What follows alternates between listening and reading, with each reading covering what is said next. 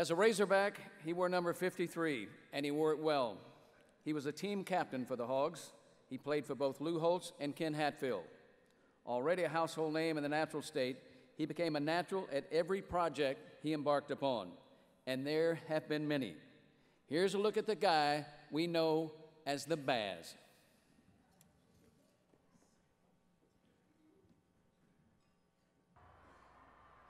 Ball on the 20. 2nd and 3. No game. Amoya. Not this time. Greeted by Bazzel. No stage. Hey, Suey! Razorback! We're back! No project. Can you imagine him getting a guy who's about 6'7", 280 fired up to play? Has been too big for the Baz. For the past 20 years, old number 53 has attacked every challenge like it was Bo Jackson in the 1984 Liberty Bowl. David Bazzel made the tackle for Arkansas. Coming from behind. No TV training, no problem for Baz. He was an instant hit on Channel 4. We've got Bears, Red Devils, and the Bison homecoming queen and her court. But it would be 3 years later on Channel 7 that Baz would make Little Rock TV history. He teamed up with fellow Hall of Famer Bruce James for Sports Week. Baz and Bruce made it the highest rated locally produced sports show ever in the market. Tomorrow, we have King Saban rolling in. If David Bazzel was awarded a touchdown for every project he started since college, he'd be ranked among Arkansas's leading scorers. He tackled his most challenging project in 1996, the Broyles Award. 18 years later, the Broyles Award is one of the most coveted awards in all of college football. Baz is also responsible for creating 2 other national awards. The Burlsworth Trophy, named in honor of former Razorback great Brandon Burlsworth, honors the nation's top walk-on. And starting this past year, small college defensive players have their own award, thanks to Baz. The Cliff Harris Award goes to the nation's top small college defender. Baz is also the man behind the Willie Rofe Award and the Dan Hampton Award. Throwing to the end zone, and it is complete! All Baz's trophies have one thing in common. They are Bazzel big. And the biggest of them all is the boot. 4 feet tall, 200 pounds. It's the prize at Arkansas's first and only trophy game. And thanks to Baz, Little Rock has a touchdown club. In 2004, Baz gathered 15 founding members for the first meeting. Since then, a who's who of the football world have come to the capital city, and the club is now recognized as one of the best in the South. And those rumors are true. David did give birth to the new Razorback mascot program. And for a time, he was the Arnold Schwarzenegger of Arkansas. Van Raphorst. And it's complete, but short of the first down. Mike Crawford. And who could have imagined this Florida native, almost 30 years after this hit in the Holiday Bowl, would still be producing big hits in his adopted home state? And tonight, the man who has spent most of his professional life creating big awards for others is on the receiving end of Arkansas's biggest sports honor. David Bazzel is a member of the Arkansas Sports Hall of Fame.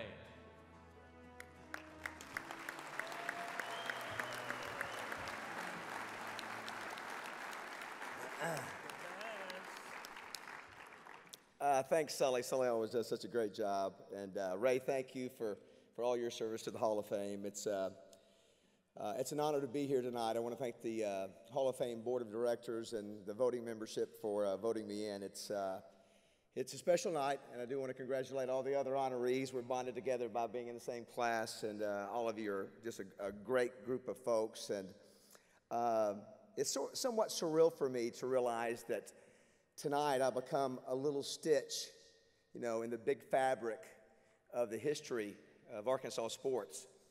And there's several reasons I think it's special. That's great that Wally Hall is the president this year. Wally started covering the Razorbacks, not long before I was a 17-year-old freshman at Arkansas. And Wally gave me my first media gig. I was co-host of the Wally Hall Show on Comcast. It was pretty rough back then. But Wally has always been supportive of all my projects, and Wally, I appreciate you, and it's special being here tonight with you being president. I do want to thank Bruce James. Bruce James worked hard to get me here tonight, and has always been behind me. He's a true Razorback through and through. He's a coastal guy like me from the Gulf Coast, and you talk about a guy I would have loved to play football with. It's Bruce. And of course now, because of Sports Week, I'm forever known as the Homer, and he's the guy who tells it like it is. So, but that's okay, Bruce. It's you're a great guy, and I appreciate you. To me, this is a team induction for me. All of you have been involved with so many things I do, whether it's showing up to a Touchdown Club meeting or attending the Brewers Award meeting or helping me on the radio or whatever. So I sort of feel like this is sort of for all of us. And I have a little bit different perspective. You know, unlike most of the folks here other than Gary, you know, I came here as a 17-year-old kid. And, you know, I wasn't from here, so I didn't know about Arkansas sports. So, you know, when I start thinking about when I was 16 years old, I started school early. And I was trying to decide where to go to school. And in my neighborhood, you had Florida State, Florida, Auburn, Alabama, Miami, those kind of schools. Arkansas wasn't on the map. And then I found out about Arkansas pretty quick. We had an alumni in the area. And I started praying about where I wanted to go. And at 16, I remember praying specifically. I said, God, help me make the right decision to go to a place to where I can be involved heavily in the community when I leave the football game of football. I want to have an impact in the community. Now, this is at age 16. And I felt that this was the place to come. And tonight, to me, it's an affirmation that God answered the prayer of that 16-year-old back in 1980. And I know that I'm very proud to say that I've lived in Arkansas for the last 30 years. I'm proud of it, and I'm thankful that when they looked at me when I was in high school, even though I was first team All-State and had a great team, the H that was most important to them was not my height, but my heart. And I will readily admit tonight is not about what I did on the field. I'm no Dennis Winston. And, but I do want to thank my great coaches. One is here tonight. First, Lou Holtz, who recruited me and saw something in me and brought me to Arkansas. And Ken Hatfield, who is as good a human being as you will ever meet on the planet. And Coach Hatfield, I know you're here. Thank you for what you did in my life, and I appreciate you. We had some great assistant coaches, some awesome teammates. I was a good football player. Wasn't an All-American, but not everybody can be an All-American. Matter of fact, I've been bragging about that Auburn game against Bo Jackson for 20 years.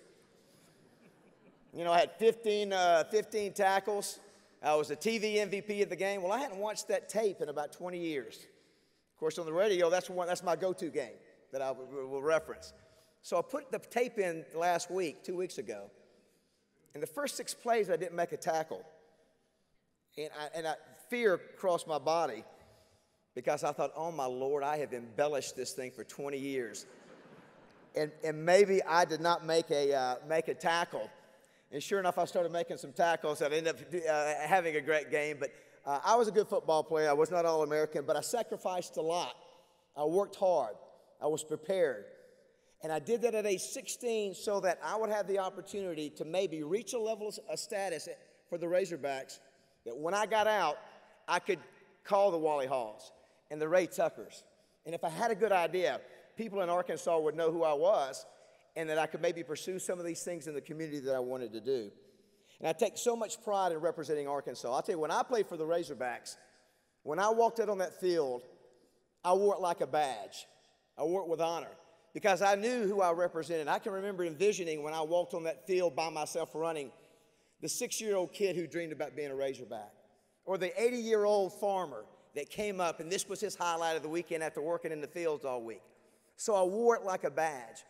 And to this day, everything I do, I wear like a badge for the state of Arkansas. I've had a chance, obviously, to meet some great people and do some great things, and I take a lot of pride in them. I love the fact every time the Brewers Award is mentioned that we get to perpetuate the legacy of one of the greatest men to ever play or coach in the game. I love that. He's one of us. He left Georgia and decided, I see something here in this state, and I want to make something out of it. I love the fact that I created an award that will forever let that legacy live. Because what Coach Broyles saw is what I saw, a group of passionate people who loved each other and maybe had a chip on their shoulder because everybody around the country looked at us as not enough money or whatever. And so, you know, it was important to me to do a good job with Coach Broyles. And the one story I'll tell about Coach Broyles, I went to him about getting the Tusk mascot going again. And I told him my goal was to have Tusk run on the field. And he said, oh, David, that's a great idea.